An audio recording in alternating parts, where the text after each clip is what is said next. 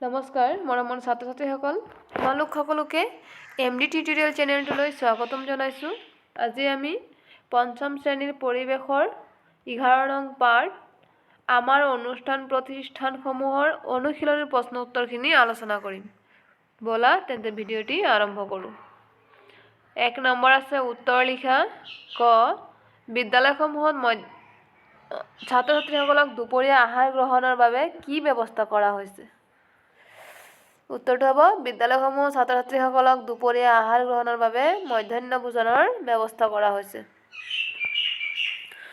খ কোন প্ৰতিষ্ঠানত চৰকাৰে বা মানুহে টকা পইচাৰ লেনদেন কৰে? উত্তৰটো হ'ব বেংকৰ জৰিয়তে চৰকাৰে বা মানুহে টকা পইচাৰ লেনদেন কৰে। গ ৰোগীসকলক কোন প্ৰতিষ্ঠানত চিকিৎসা কৰা হয়? উত্তৰটো হ'ব ৰোগীসকলক চিকিৎসালয়ত চিকিৎসা কৰা হয়। ৰোগী মানে কি? অসুস্থ লোক, যাৰ বেমাৰ থকা মানুহ, এইবিলাকক ৰোগীসকলক চিকিৎসালয়ত চিকিৎসা কৰা হয়। ঘ সমাজত শান্তি শৃংখলা ৰক্ষা কৰাৰ কামত কাক নিয়োজিত কৰা হয়?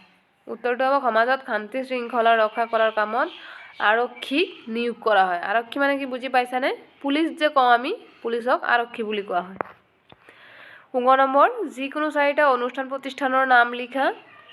উত্তৰটো হ'ব 4টা অনুষ্ঠান প্ৰতিষ্ঠানৰ নাম হ'ল বিদ্যালয়, বেংক, চিকিৎসালয়, আৰক্ষী চকী, ডাকঘৰ।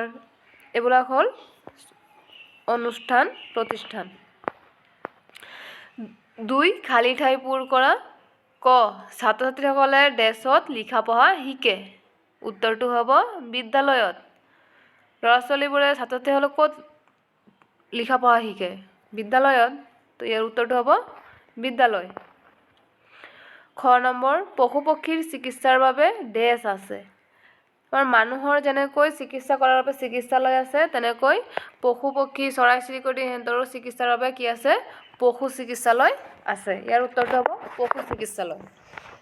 গ আলিবাটৰ যান বাহন ডেস্কে নিয়ন্ত্ৰণ কৰে। উত্তৰটো হ'ব আৰক্ষীয়ে। আলিবাটৰ যান বাহন আৰক্ষীয়ে নিয়ন্ত্ৰণ কৰে।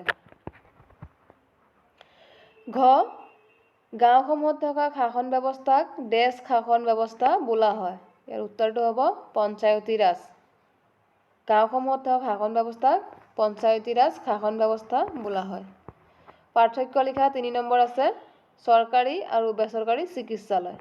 এতিয়া চৰকাৰী চিকিৎসালয় আৰু বেচৰকাৰী চিকিৎসালয় ইয়াৰ পাৰ্থক্য। উত্তৰটো চোৱা, ইয়াত চৰকাৰী চিকিৎসালয় আৰু আনটো টেবুলত আছে কি? বেচৰকাৰী চিকিৎসালয়। চোৱা 1 নম্বৰ দি আছে চৰকাৰী চিকিৎসালয়বোৰ চৰকাৰী খৰচত চলে আৰু বেচৰকাৰী চিকিৎসালয়বোৰ চৰকাৰী খৰচত নচলে। 2 নম্বৰ পইণ্টটোত আছে চোৱা চৰকাৰী চিকিৎসালয়বোৰ চৰকাৰৰ স্বাস্থ্য বিভাগে পৰিচালনা কৰে আৰু বেচৰকাৰী চিকিৎসালয়বোৰ এজন বা কেইজনমান ব্যক্তিয়ে লগ হৈ পৰিচালনা কৰে। 4 নম্বৰ চমু টোকা লিখা। ক পঞ্চায়তী ৰাজ শাসন ব্যৱস্থা। উত্তৰ আমাৰ দেশৰ বেছিভাগ লোক গাঁৱত বাস কৰে। গাঁও অঞ্চলৰ অৰ্থনৈতিক আৰু সামাজিক উন্নয়নৰ বাবে আমাৰ দেশে গাঁওসমূহত এক নিজা শাসন ব্যৱস্থা প্ৰচলন কৰিছে। এই ব্যৱস্থাটোক পঞ্চায়তী ৰাজ শাসন ব্যৱস্থা বোলে। এই ব্যৱস্থাৰ মতে পঞ্চায়ত গঠনৰ বাবে প্ৰতিখন গাঁৱৰ ৰাইজে ভোট দি কিছুমান সদস্য আৰু সভাপতি নিৰ্বাচন কৰে। খ নম্বৰ সমবায়। উত্তৰটো চোৱা কিছুমান লোক লগ লাগি সকলোৰে উন্নয়নৰ বা আৰ্থিক লাভালাভৰ বাবে সমূহীয়াকৈ কাম কৰা ব্যৱস্থাটোক সমবায় বোলে। সমবায়বোৰ প্ৰত্যেকজনেই সকলোৰে বাবে আৰু সকলোৱে প্ৰত্যেকজনৰ বাবে কাম কৰা নীতি মানি চলা দেখা যায়। এখন সমবায়ত অতি কমেও 10 জন সদস্য থাকিব লাগে।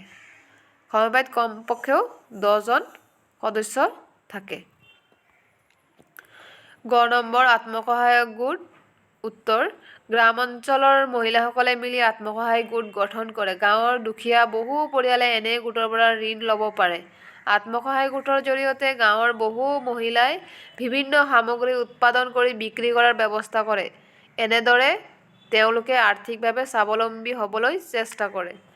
গাঁও অঞ্চলৰ মহিলাসকলে কি কৰিবা চাবাচোন তোমালোকে চবেই অলপ অলপকৈ পইচা গোটাই পেলাই